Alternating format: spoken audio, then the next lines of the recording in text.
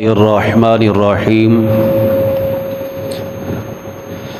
نحمده ونصلی ونسلم علی رسوله الکریم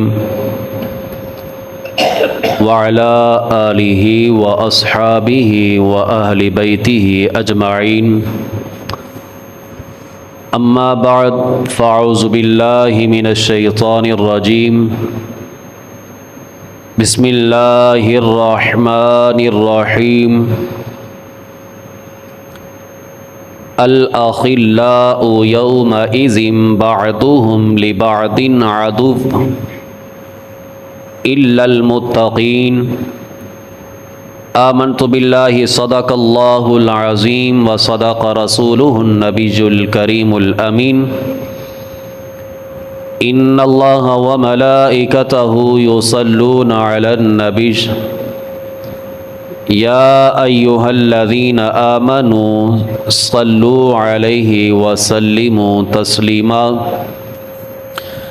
اللهم صل على سيدنا ومولانا محمد وأصحاب سيدنا ومولانا محمد وبارك وسلم عليه الصلاة والسلام عليك يا سيدي يا رسول الله وعلى آلك وأصحابك يا سيدي يا حبيب الله الصلاة والسلام عليك يا سيدي يا خاتم المعصومين وعلى آلك وأصحابك يا سيدي يا خاتم النبيين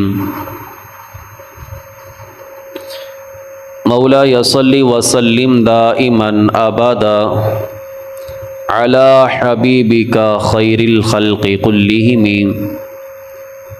يا صاحب الجمال ويا سيد البشر من وجهك المنير لقد نور القمر لا يمكن الثناء كما كان حقه بعد از خدا بزرگ توی قصہ مختصر یا رسول اللہ انظر حالنا یا حبیب اللہ اسمع قالنا اننا فی بحر غم مغرق خذ یدی ساحل لنا اشقالنا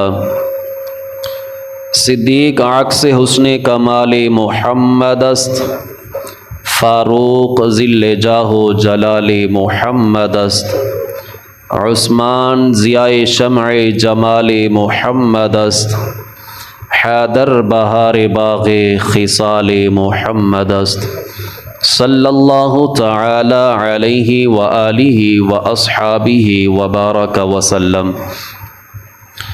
اللہ تبارک و تعالی جل جلالہ وعم نوالہ وعظم شانہ واتم برہانہ کی حمد و ثنا اور حضور اکرم نور مجسم شفیع معظم محبوب دلبر احمد مجتبیٰ جناب حضرت سیدنا محمد مصطفیٰ صلی اللہ تعالی علیہ وآلہ واصحابہ وبارک وسلم آپ کے دربار گہربار کے اندر ہدیہ درود و سلام کا نذرانہ پیش کرنے کے بعد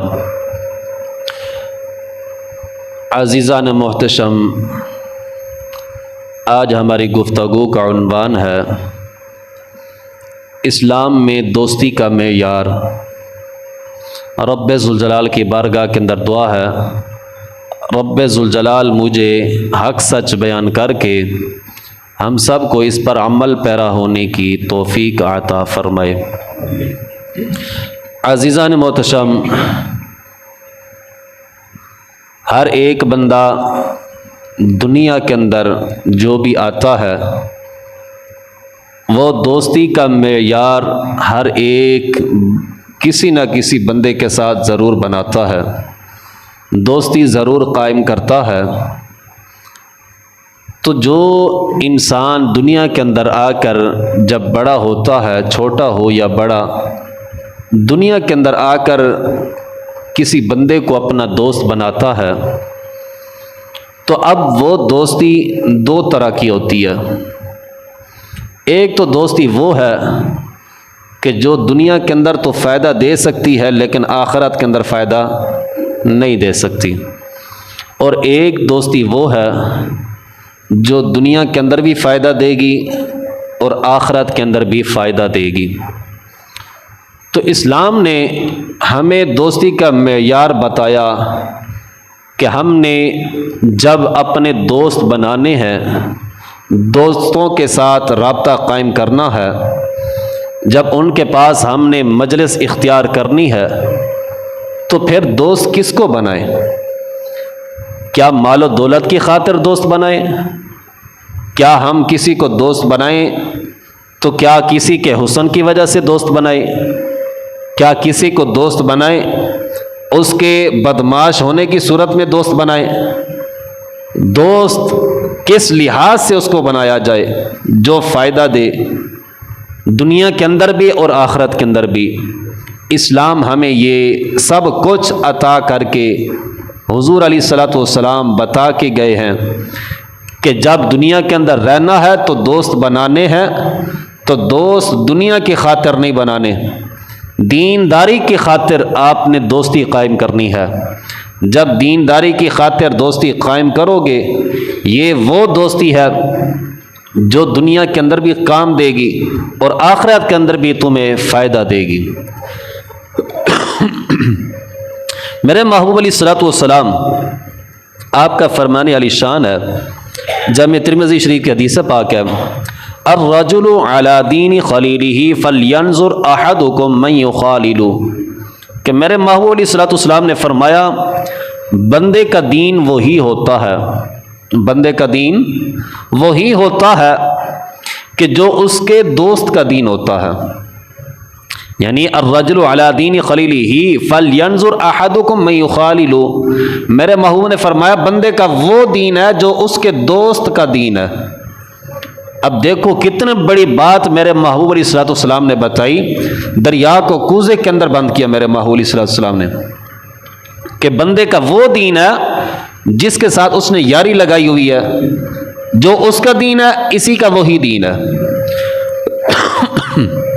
اور اسی طرح میرے محبوب علیہ الصلوۃ والسلام نے فرمایا فَلْيَنْظُرْ أَحَدُكُمْ مَنْ يُخَالِلُ، کہ میرے محبوب علیہ الصلوۃ والسلام نے فرمایا تو پھر تمہیں کسی کو دوستی کرتے وقت دیکھنا چاہیے یہ بندہ کیسا ہے، اس کو ٹٹولنا چاہیے، اسے دیکھنا چاہیے اس کا ما قبل کیا ہے، ما بعد کیا ہے، اس کا حال کیا ہے، مستقبل کیا ہے، اس کے حالات زندگی کیا ہے۔ اب اس کو دیکھ کر انسان جو ہے اس سے دوستی کا رابطہ قائم کرے۔ اور اسی طرح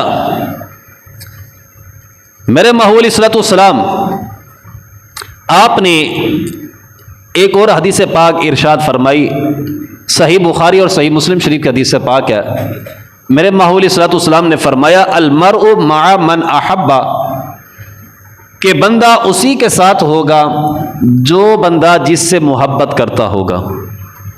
المرء مع من احب، میرے محبوب علیہ الصلوۃ والسلام نے فرمایا بندہ اسی کے ساتھ ہوگا جو بندہ دنیا کے اندر جس کے ساتھ محبت کرتا ہوگا۔ اب دنیا کے اندر ایک بندہ کسی دنیا دار بندے سے محبت کرتا ہے، اب ایک بندہ بدمعاش سے محبت کرتا ہے، بدمعاش سے دوستی لگاتا ہے، اب ایک بندہ ظالم سے دوستی لگا لیتا ہے، ظالم کے پاس بیٹھ جاتا ہے، اس کو اپنا یار بنا لیتا ہے۔ تو اب یہ میرے محبوب علیہ الصلوۃ والسلام نے فرمایا جو بندہ جس سے محبت کرتا ہوگا کل قیامت والے دن اسی کے ساتھ ہوگا۔ اور اسی طرح یہ ایسی محبت ہے کہ انسان جیسی محبت دنیا کے اندر کسی کے ساتھ قائم کرے گا، اگر وہ ہوگی دنیا کی خاطر تو دنیا کے اندر رہ جائے گی، آخرت کے اندر ساتھ نہیں جائے گی۔ اگر وہ دوستی قائم کرے گا آخرت کے لحاظ سے تو وہ دوستی دنیا کے اندر بھی کام دے گی، وہی دوستی آخرت کے اندر بھی کام دے گی، وہی دوستی اسی کو جنت کے اندر بھی لے کے جا سکتی ہے۔ اسی طرح ایک اور حدیث پاک میرے محبوب علیہ الصلوۃ والسلام آپ کا یہ فرمان المرء مع من احب، کہ جو بندہ جس کے ساتھ محبت کرتا ہے اسی کے ساتھ ہوگا۔ تو صحابہ کرام علیہم الرضوان اس حدیث پاک سے بہت خوش ہوئے تھے کہ یا رسول اللہ صلی اللہ علیہ وسلم ہم تو آپ سے محبت کرتے ہیں، کل قیامت والے دن انشاءاللہ ہم آپ کے ساتھ ہوں گے۔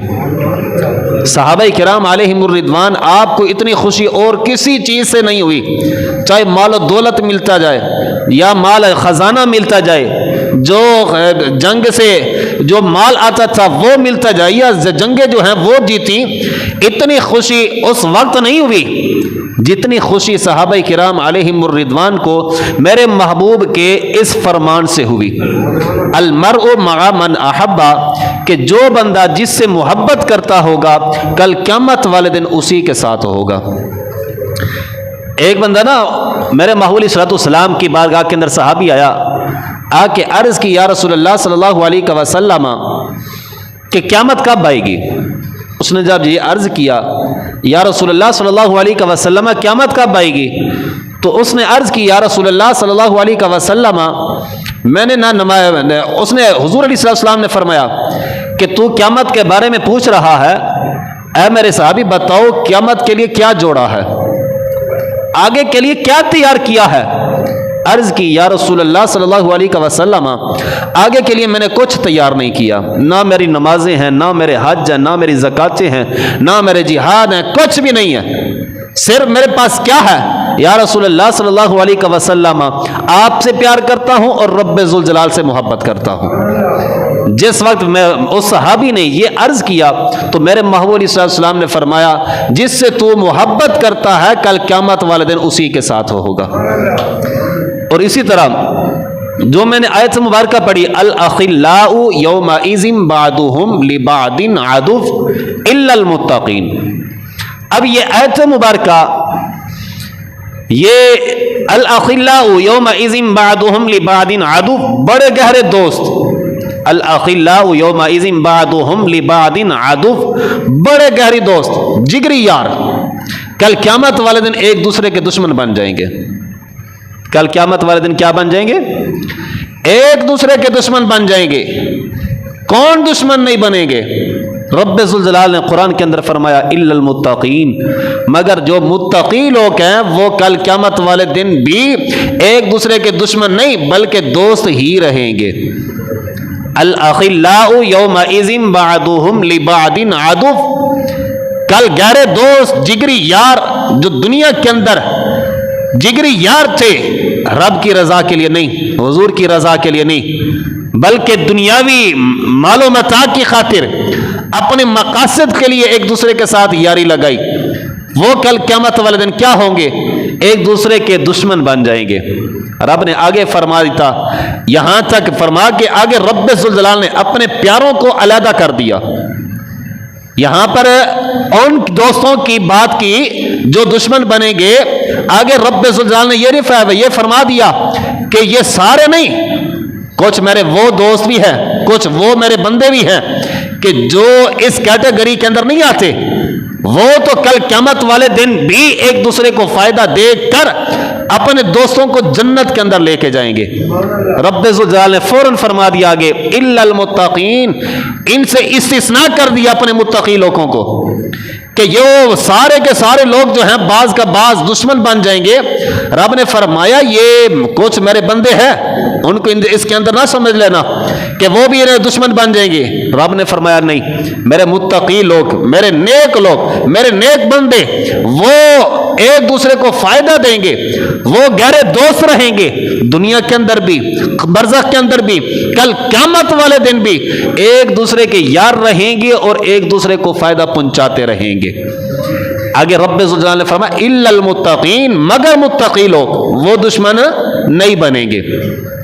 اور اسی طرح قرآن کا یہ معیار ہمیں بتاتا ہے، یہ آیت مبارکہ عقبہ بن ابی معیط یہ حضور علیہ السلام کے پاس آ کے بیٹھا کرتا تھا، تو جب حضور علیہ السلام کے پاس آ کے بیٹھتا تھا تو اس نے ایک دن سوچا کہ میں دعوت تو کرتا ہوں اپنے مہمانوں کی، کیوں نہ میں حضور کی بھی دعوت کر لوں۔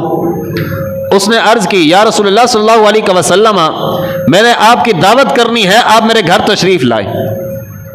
اب دیکھو میرے محبوب صلی اللہ علیہ وسلم نے فرمایا نہیں، میں تب آپ کی دعوت کو قبول کروں گا جب تم مجھے رب کا رسول مانو، رب کو ایک مانو، رب کی وحدانیت کا اعلان کرو، مجھے ایک مانو، تو پھر میں تمہاری دعوت کو قبول کروں گا۔ عقبہ بن ابی معیط نے کلمہ پڑھ لیا، اس نے کہا کہ رب تعالیٰ کے علاوہ کوئی الہ نہیں، وہ اکیلا ہے، اس کی عبادت کی جاتی ہے، آپ اللہ کے سچے رسول ہیں۔ اس نے گواہی دے دی، کلمہ پڑھ لیا۔ جب کلمہ پڑھ لیا تو میرے محبوب صلی اللہ علیہ وسلم نے دعوت کو قبول فرما لیا۔ تو عقبہ بن ابی معیط، اب دیکھو بری دوستی کا کتنا برا اثر پڑتا ہے۔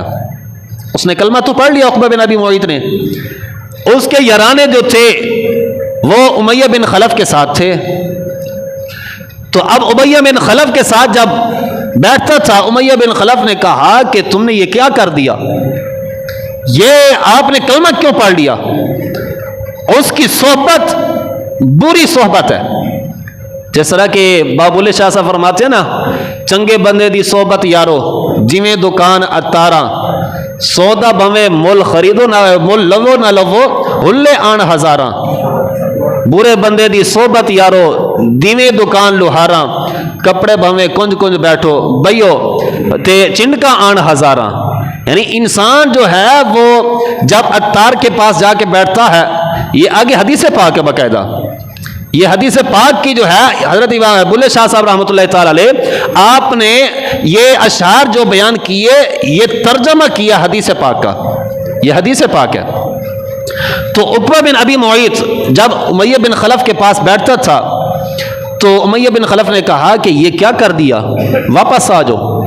ایسا ایسا اس کو اپنا رنگ چڑھاتا رہا، جس طرح کہتے ہیں نا خربوزے کو دیکھ کر خربوزہ رنگ پکڑتا ہے۔ اب انسان اب ایک گنگے شخص کے پاس بیٹھ جائے، اب وہ گنگا بندہ بھی اس کے اوپر اپنا رنگ چڑھا دے گا۔ اگر صحبت چنگی ہے، اچھی ہے، تو اچھی جو ہے وہ اس کو جو ہے وہ جو سبق ملے گا، اگر برے بندے کی صحبت کے اندر اختیار کرتا ہے تو برا سبق ملے گا۔ اب عقبہ بن ابی معیط جو ہے اس نے پھر جو ہے کلمے سے انکاری کر دی۔ جب کلمے سے انکاری کر دی تو اپنے دوست کو دیکھ کر، امیہ بن خلف کو دیکھ کر کہ یہ میرا گہرا دوست ہے، اب حضور کے پاس بیٹھتا تھا، اب اس کا یارانہ امیہ بن خلف کے ساتھ بھی تھا، کافر کے ساتھ بھی تھا، اس نے اپنا رنگ چڑھانا شروع کر دیا کہ یہ کیا کر دیا، وہاں پہ تو کوئی امیر نہیں ہے، ان کے پاس کھانے پینے کو کچھ نہیں ہے، یہ نہیں ہے، فلاں نہیں ہے، تم کیا کر بیٹھے، واپس آ جاؤ۔ عقبہ بن ابی معیط نے کلمے کا انکار کر دیا۔ جب انکار کیا رب ذوالجلال نے قرآن اتار دیا۔ رب ذوالجلال نے فرمایا الاخلاء یومئذ بعضهم لبعض عدو، یہ وہ دشمن ہے، یہ جو دنیا کے اندر اپنے آپ کو ایک دوسرے کو دوست بنا کے رکھا ہوا ہے، رب فرماتے یہ کل قیامت والے دن ایک دوسرے کے دشمن بن جائیں گے۔ کون؟ عقبہ بن ابی معیط، امیہ بن خلف، جنہوں نے دین سے روح گردانی کر کے انہوں نے ایک دوسرے کو اپنے یار کو جو ہے وہ خوش کرنا چاہا، اس کے شکنجے کے اندر آ گیا۔ جب شکنجے کے اندر آیا، رب نے فرمایا یہ دوستی آپ کی دنیا تک رہے گی، جب مر کے قبر کے اندر پہنچو گے تو تمہاری یہ دوستی کسی کام کی نہیں ہے، کوئی فائدہ نہیں دے گی۔ آگے رب نے فرما دیا، رب نے فرمایا کہ الا المتقین، مگر جو میرے نیک لوگ ہیں ان کی دوستی دنیا کے اندر بھی فائدہ دے گی، کل قیامت والے دن بھی ان کی دوستی جو ہے وہ کام دے گی۔ اسی طرح رب ذوالجلال آپ کی آیت قرآن پاک کی یہ آیت مبارکہ ہے، یوم یعض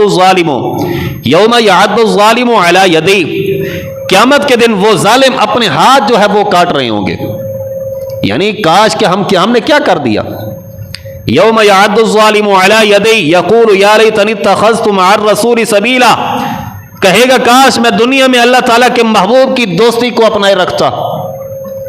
اب کل قیامت والے دن یہ کہے گا، دنیا کے اندر اس نے کیا، دنیا کے اندر اپنے دوست کو بس راضی کرنا چاہا تھا، اس نے اپنے دوست کے پیچھے لگ گیا، تو رب نے فرمایا کہ یہی بندہ ہے کل قیامت والے دن اپنے ہاتھوں کو کاٹے گا اور کہے گا میں کیا کر بیٹھا تھا، میں اللہ کے محبوب کی دوستی کو قائم رکھتا۔ اب یہاں پر آگے رب ذوالجلال نے فرمایا یا ویلتا لیتنی لم اتخذ فلانا خلیلا، کہ وہ کہے گا کاش میں فلاں کو اپنا دوست نہ بناتا۔ اس لیے کہا جاتا ہے جب بھی انسان کسی کو دوست بنائے دنیا داری کی خاطر نہیں، دین کی خاطر، محض اللہ تعالیٰ کی رضا کی خاطر، الحب للہ والبغض فی اللہ، دوستی رکھنی ہے تو اللہ کی رضا کے لیے، دشمنی رکھنی ہے تو رب کی رضا کے لیے۔ اگر رب کی رضا کو سامنے رکھ کے زندگی بسر کریں گے تو انشاءاللہ ہماری زندگی بھی اچھی گزر جائے گی، ہماری برزخ کا جو معاملات ہیں وہ بھی اچھے ہو جائیں گے، کل قیامت والے دن ہمیں وہ دوست جو ہیں وہ بھی فائدہ دیں گے۔ اسی طرح آگے رب ذوالجلال نے فرمایا کہ یہی دوست یہ کہیں گے کاش کہ ہم اسے دوست نہ بناتے۔ کوئی کہے گا ہم یہ کیا کر بیٹھے، عقبہ بن ابی معیط کہے گا کاش کہ میں حضور کی صحبت کو اختیار کر لیتا، اس کی صحبت نہ اپناتا، اپنے ہاتھوں کو کاٹے گا۔ لیکن وہ جزا کا دن ہے، وہ جو عمل کا دن نہیں ہوگا، جو عمل کا دن ہے، جو سوال لکھنے کا دن ہے، جو پیپر حل کرنے کے دن ہے، جو کچھ امتحانی پیپر امتحانی جو سینٹر ہے وہاں پہ جو کچھ لکھ دو گے آگے آپ کو وہی نمبروں کی جو ہے وہ جزا دی جائے گی، وہی آپ کے نمبر جو ہیں وہ آگے بیان کیے جائیں گے۔ وہاں پہ یہ نہیں ہوگا کہ آپ نے سوال غلط کر لیا تھا اب سوال درست کر لو، نہیں، اب وہ جزا کا دن ہوگا کہ وہ جزا دیے جائیں گے جو دنیا کے اندر انہوں نے جو ہے وہ بویا تھا۔ اور اسی طرح میرے محبوب علیہ الصلوۃ والسلام حضرت ابو موسیٰ اشعری رضی اللہ تعالی عنہ اس حدیث پاک کے راوی ہیں کہ میرے محبوب علیہ الصلوۃ والسلام نے دیکھو زندگی گزارنے کا بہت ہی یعنی دریا کو کوزے کے اندر بند کیا۔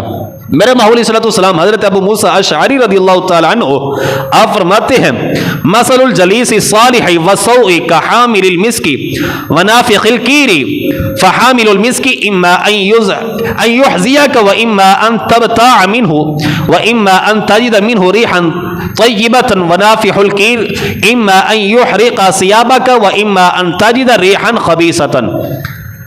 اب یہ حدیث پاک وہ ہے جس کا ترجمہ حضرت بابا بلے شاہ صاحب رحمۃ اللہ تعالی علیہ نے کیا اس حدیث پاک کا۔ اب دریا کو کوزے کے اندر بند کیا۔ میرے محبوب علیہ الصلوۃ والسلام نے فرمایا مثل الجلیس الصالح، اچھے دوست کی مثال اس شخص کی طرح ہے، اچھے دوست کی مثال اس شخص کی طرح ہے کحامل المسک، کہ جس کا دوست نے مسک کو اٹھایا ہوا ہو، خوشبو کو اٹھایا ہوا ہو، ونافخ الکیر، اب کیا ہے، اب وہ برے دوست کی مثال بٹھی کی طرح ہے، اچھے دوست کی مثال عطر کی طرح کہ اس نے میں سے جو ہے وہ عطر کو اٹھایا ہوا ہے۔ برے کی مثال کس طرح ہے، میرے محبوب نے فرمایا جیسے لوہار کی بٹھی ہوتی ہے۔ فحامل المسك اما ان يحزيك واما ان تبتاع منه واما ان تجد منه ريحا طيبة۔ میرے محبوب علیہ الصلوۃ والسلام نے فرمایا اچھے دوست کی دوستی جو ہے وہ 3 فائدے دے سکتی ہے، 3 فائدوں میں سے ایک۔ اب کیا فائدہ وہ اچھا دوست دے سکتا ہے، عطار کیا فائدہ دے سکتا ہے؟ میرے محبوب علیہ الصلوۃ والسلام نے فرمایا کہ عطار جو ہے جس نے خوشبو کی گٹھڑی کو اٹھایا ہوا ہے، اب وہ یا تو اتنا سخی ہے کہ وہ خوشبو اپنے دوست کو ویسے تحفہ دے دے گا۔ عطار اتنا سخی ہے کہ خوشبو کیا کر دے گا، اپنے دوست کو ہدیہ دے دے گا، تحفہ دے دے گا۔ اگر وہ اتنا سخی نہیں ہے، وہ دے نہیں سکتا، اب جو دوست ہے جو اس کے پاس بیٹھنے والا ہے اس کے پاس اتنی طاقت ہے کہ وہ اس سے خوشبو خرید لے گا۔ دوسرا فائدہ۔ اب تیسرا فائدہ کیا ہے؟ تیسرا فائدہ یہ ہے اگر عطار دے نہیں سکتا اور بیٹھنے والا لے نہیں سکتا، اب خوشبو کی اتنی طاقت ہے کہ عطار دے نہیں سکتا، لینے والا لے نہیں سکتا، خوشبو جو ہے وہ بیٹھنے والا اس کے ناکوں تک پھر بھی پہنچ جاتی ہے، اس کو فائدہ پھر بھی دے رہی ہے۔ اب دیکھو میرے محبوب علیہ السلام نے کتنی بڑی بات کر دی کہ عطار کی مثال دے کر کیا سمجھایا۔ میرے محبوب علیہ السلام نے فرمایا ایک بندہ اللہ والوں کے پاس جا کے بیٹھ جاتا ہے۔ کن کے پاس بیٹھ جاتا ہے؟ اللہ والوں کے پاس۔ اب اللہ والوں کے پاس بیٹھ جاتا ہے تو اللہ والے نظر کرم فرما دیتے ہیں کہ اس کو سیدھے راہ پہ چلا دیتے ہیں۔ اب وہ جو بیٹھنے والا ہے وہ اتنی طاقت نہیں رکھتا کہ علم حاصل کر سکے، اب وہ بندہ جو بیٹھنے والا ہے وہ آگے صرف بیٹھ جاتا ہے، پھر بھی اسے فائدہ مل رہا ہے، صحبت کا پھر بھی فائدہ ہو رہا ہے۔ کیوں؟ میرے محمود صلی اللہ علیہ وسلم نے فرمایا عطار کے پاس بیٹھنے والا، عطار تو یا خود دے دے گا یا بیٹھنے والا خود لے لے گا۔ اب جو صحبت اختیار کرنے والا ہے، اب وہ چاہتا ہے، نیک بندہ جو ہے وہ چاہتا ہے کہ یہ دنیا جو ہے برا کام کر رہی ہے، کیوں نہ یہ اچھا کام کرے، وہ درس دینا شروع کر دیتے ہیں۔ اب یہ بھی نہیں، اب دنیا میں سے کوئی ایک بندہ آ کے صحبت اختیار کر لیتا ہے، علم حاصل کرنا شروع کر دیتا ہے اس اللہ کے ولی سے، اب دوسرا فائدہ ہو گیا۔ تیسرا فائدہ کیا ہے؟ اب ایک بندہ اس کے پاس ٹائم نہیں علم حاصل کرنے کا، یا اتنا ذہن نہیں ہے، اب صرف وہ کیا کرتا ہے، اللہ والوں کی صحبت کے اندر آ کے بیٹھ جاتا ہے۔ جب اللہ والوں کی صحبت کے اندر آ کے بیٹھ جاتا ہے تو اللہ تبارک و تعالی اس صحبت کے صدقے کتنا بڑا اجر دیتا ہے کہ وہ بندہ جو پہلے زانی بھی تھا، شرابی بھی تھا، کبابی بھی تھا، ہر طرح کے اس کے اندر گناہ تھے، لیکن اللہ والوں کی صحبت اختیار کی تو رب ذوالجلال نے کتنا رنگ چڑھایا، تو پھر وہ بندہ نہ شراب پیتا ہے، نہ زنا کرتا ہے، نہ حرام خوری کرتا ہے، نہ سود کھاتا ہے، صرف کن کے صدقے کہ صحبت جو ہے وہ نیکوں کے ساتھ ہو گئی۔ صحبت اس کا اثر ہے کہ اس کی صحبت اچھوں کے ساتھ ہوئی کہ جب وہ اللہ کے ولی کو دیکھتا ہے، ان کے پاس بیٹھتا ہے، ان کے طریقے ہیں ان کو دیکھتا ہے کہ اللہ والے نہ شراب پیتے ہیں، نہ سود کھاتے ہیں، نہ حرام کاری کرتے ہیں، وہ اللہ والے کیا کرتے ہیں؟ نماز پڑھ رہے ہیں، حضور پر درود پاک پڑھ رہے ہیں، میرے محمود صلی اللہ علیہ وسلم کی جو ہے وہ محافلت جو ہے وہ لگا کے بیٹھے ہیں، اللہ کا ذکر ہو رہا ہے، میرے محمود صلی اللہ علیہ وسلم کے فرامین بتائے جا رہے ہیں۔ اب وہ اللہ والے ان کے یہ جو ہے وہ زندگی کو دیکھ کر وہ صحبت اختیار کرنے والا اپنی زندگی کو اچھا کر دیتا ہے۔ اور اسی طرح میرے محمود صلی اللہ علیہ وسلم نے فرمایا کہ جو بندہ برے بندے کی صحبت اختیار کرتا ہے، تو ایک بندہ جب برے کی صحبت اختیار کرتا ہے، اب برے کی جب ایک بندہ بٹھی پہ جا کے بیٹھ جاتا ہے، لوہار کی بٹھی پہ، اب لوہار کی بٹھی پہ بیٹھ جاتا ہے، لوہار وہ لوہا گرم کرتا ہے، اس کے چنگارے اڑ کے اس بندے کے کپڑوں کے اوپر جا کے گرتے ہیں۔ اب انگارہ آگ کا گرے اور اس کے کپڑوں کے اوپر گرے، کیا وہ اس کے کپڑے سلامت رہیں گے یا جل جائیں گے؟ جل جائیں گے نا، کہ نہیں جلیں گے؟ یا فوراً اس کو علیحدہ کرے گا، سوراخ پھر بھی ہو جائے گا، ہو جائے گا نا۔ اب سوراخ پھر بھی ہو جائے گا، صرف کیا؟ اس نے بٹھی کو جو ہے اس کی صحبت اختیار کر لی، اس کے پاس جا کے بیٹھ گیا، جب بیٹھ گیا انگارہ اڑا، اس کے کپڑوں پہ پڑا، اس کے کپڑے جو ہے وہ جل گئے۔ اب اسی طرح چلو کپڑوں کو اس نے سمیٹ کے بیٹھ دیا، سمیٹ کے بیٹھ جاتا ہے، اب لوہار جو ہے وہ لوہا گرم کرتا ہے، اس کی بدبو اڑتی ہے، اب کیا اس کے کپڑے وہ خوشبودار رہیں گے یا بدبودار ہو جائیں گے؟ بدبودار ہوں گے کہ نہیں ہوں گے؟ اب یہی مثال میرے محمود صلی اللہ علیہ وسلم نے سمجھائی۔ میرے محمود نے فرمایا ایک بندہ جا کے بروں کی صحبت اختیار کر لیتا، اب انسان یہ کہے میں ان کی جو ہے وہ مجلس کے اندر بیٹھتا ہوں، جب وہ یہ بات کرتے ہیں میں کہہ دیتا ہوں جناب یہ اس مسئلے پہ بات نہیں کرنی۔ میرے بھائی اگر ان کی صحبت جا کے اختیار کر لو، کپڑے سمیٹ کے بیٹھ جاؤ، جی میں نے لوہے کو کہہ دیا اوڑ کے میری طرف نہیں آنا، اگر نہ آئے کپڑے سمیٹ کے بیٹھ جائے، پھر بھی اس کی بدبو اس کے اوپر آتی رہے گی۔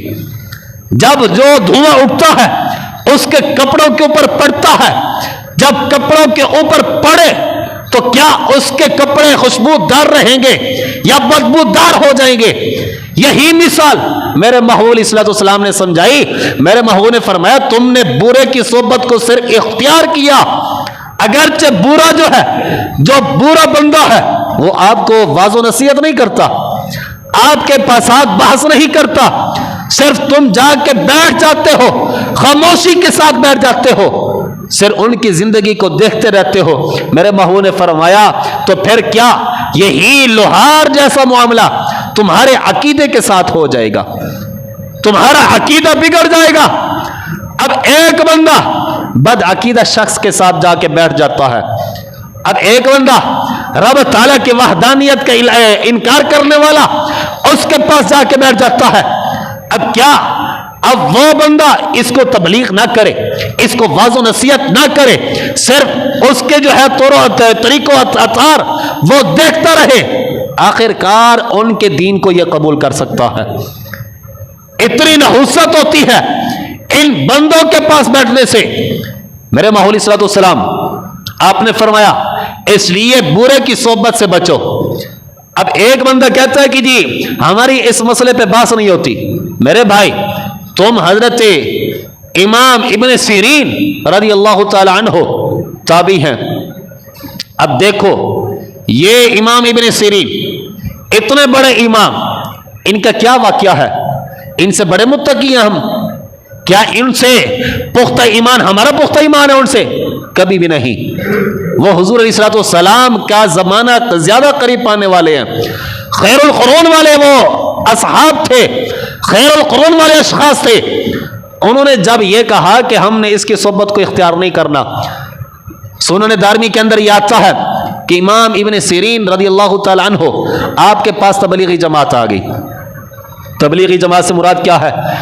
ایک جماعت آ گئی تبلیغ کرنے والی.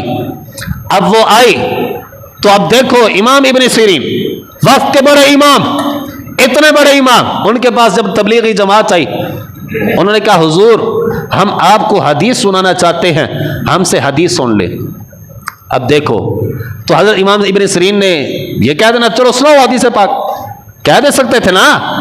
امام تھے وقت کے, بہت بڑے امام اور سارے شیوخ کے بڑے استاد, اتنے بڑے امام. انہوں نے کہا کہ میں آپ کی حدیث پاک نہیں سنوں گا. کیا کہا؟ میں تمہاری حدیث پاک نہیں سنوں گا. یہ ہے کہ صحبت کا اثر کہ ان سے بچنا چاہیے, جتنا ہو سکے اتنا بچا جائے. بندہ یہ نہ کہے کہ ہم ان سے بحث نہیں کرتے, وہ ہم سے بحث نہیں کرتے, صرف ہم ایک دوسرے کے پاس بیٹھتے ہیں بس. یہ بیٹھنا جو ہے یہ رنگ دکھا دیتا ہے. اب دیکھو نا خربوزہ جو ہے وہ ایک دوسرے کے ساتھ کلام کرتے ہیں.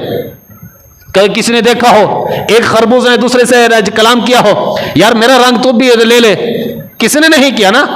اب خربوزے کی صحبت خربوزے کے ساتھ ہوتی ہے تو وہ اپنے رنگ اس کے اوپر چڑھا دیتے ہیں نا. اب یہی مثال ہے. اب کلام نہ کریں, صرف صحبت کو اختیار کر لیں تو انسان جو ہے بد عقیدہ بن سکتا ہے.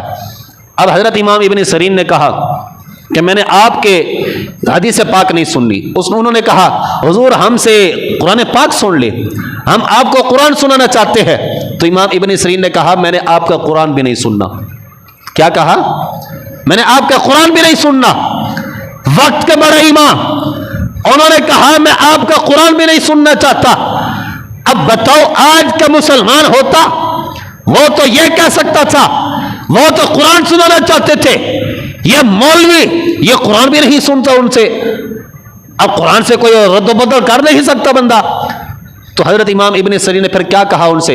امام ابن سیرین نے کہا کہ تم یہاں سے اٹھ کے جاتے ہو یا میں اٹھ کے چلا جاؤں؟ یہاں سے جاتے کو نہیں جاتے, میرا سر کھائے جا رہے ہو. یعنی امام ابن سیرین غصے کے اندر آ گیا کہ یہاں سے دفع ہوتے ہو کہ نہیں ہوتے. اب جب وہ چلے گئے تو شاگردوں نے کہا حضور وہ حدیث پاک سنانا چاہتے تھے, چلو حدیث اپنی طرف سے گھاڑ لیتے تو نہ سنتے آپ, لیکن جب انہوں نے کہا ہم قرآن سنانا چاہتے ہیں قرآن تو سن لیتے. امام ابن سیرین نے کیا کہا؟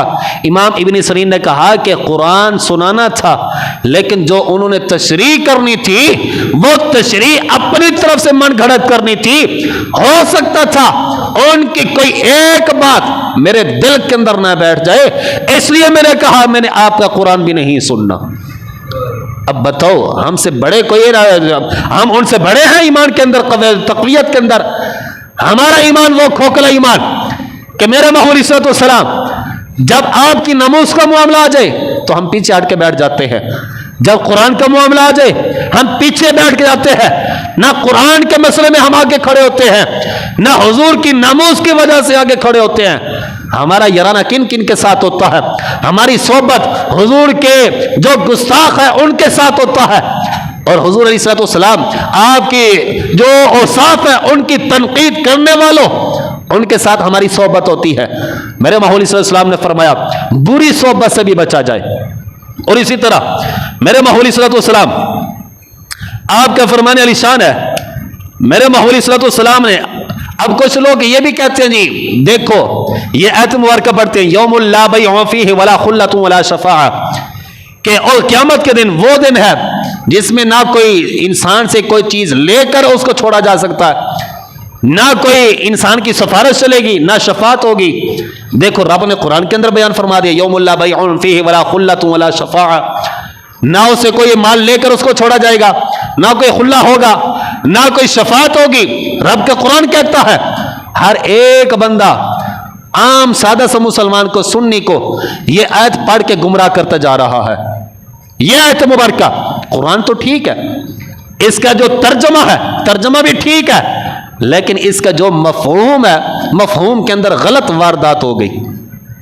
پڑھا قرآن جا رہا ہے, قرآن بھی صحیح پڑھا گیا, ترجمہ بھی صحیح کیا گیا, لیکن جو واردات ہوئی, جو بگاڑ پیدا ہوا, وہ بگاڑ جس کے تشریح کے اندر بگاڑ پیدا ہوا. انہوں نے کہا دیکھو رب کا قرآن کہتا ہے قیامت کے والے دن نہ کوئی بابے کام آئیں گے, نہ کوئی شفاعت کرے گا, نہ وہاں پہ کوئی کسی کے جو ہے وہ پیسے لے کر کسی کو چھوڑا جائے گا. رب کا قرآن کہتا ہے کوئی کسی کی سفارش نہیں کرے گا. میں نے کہا کہ یہ ان کی بات ہو رہی ہے کہ جو محبوب علیہ الصلوۃ والسلام کے دشمن ہے, جو میرے محبوب علیہ الصلوۃ والسلام کے دشمن, جو رب تعالیٰ کی وحدانیت کا اعلان نہیں کرتے, یہ ان کی بات کی جا رہی ہے. جن کی بات ہے کہ جن کی شفاعت بھی ہوگی, جو ایک دوسرے کو فائدہ بھی دیں گے, وہ یہ آیت مبارکہ ہے الاخلاء یومئذ بعضهم لبعض عدو الا المتقین, کہ کل قیامت والے دن بعض دوست بعض کے دشمن بن جائیں گے. رب نے آگے استثناء کر دیا, لیکن جو میرے متقی لوگ ہیں وہ اس سے استثناء ہے, وہ اس جماعت کے اندر شامل نہیں کہ وہ بھی ایک دوسرے کے دشمن بن جائیں گے. نہیں, رب نے فرمایا یہ کل قیامت والے دن ایک دوسرے دوست کو فائدہ بھی پہنچائیں گے, جہنم سے نکال کر جنت کے اندر بھی لے کے جائیں گے. اور اسی طرح میرے محمود علیہ الصلوۃ والسلام آپ کا فرمانے علی شان ہے. میرے محمود علیہ الصلوۃ والسلام نے یہ فرمایا کہ حضور علیہ الصلوۃ والسلام نے فرمایا کہ کل قیامت والے دن حضرت حضور علیہ السلام نے فرمایا کہ ایک فرشتوں کی جماعت جب رب کے بارگاہ کے اندر جاتی ہے, رب تعالیٰ بھیجتا ہے فرشتوں کی جماعت کو, جاؤ زمین کے اندر دیکھو کہ میرے بندے کیا کر رہے ہیں. وہ آتے ہیں, ان کی ڈیوٹی ہوتی ہے جہاں پہ رب کا ذکر ہو رہا ہو وہ اپنے روح جو نوری پروں کے ساتھ اس کو ڈھانپ لیتے ہیں.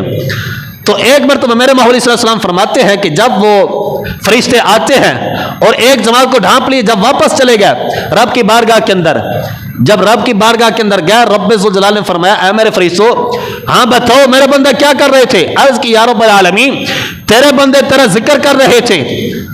رب ذوالجلال نے فرمایا وہ کیا طلب کرتے تھے, کس سے پناہ طلب کرتے تھے, وہ کیا کر رہے تھے, کیا چیز مانگتے تھے, سارا کچھ جب یہ کہا رب ذوالجلال سے عرض کی یا رب العالمین وہ تو اسے بخشش طلب کر رہے تھے. یہ حدیث بات بہت طویل ہے, میں مختصر بیان کر رہا ہوں. جب انہوں نے یہ کہا تو رب ذوالجلال نے فرمایا اے میرے فرشتوں گواہ ہو جاؤ میں نے ساروں کی بخشش فرما دی. کن کی بخشش فرما دی؟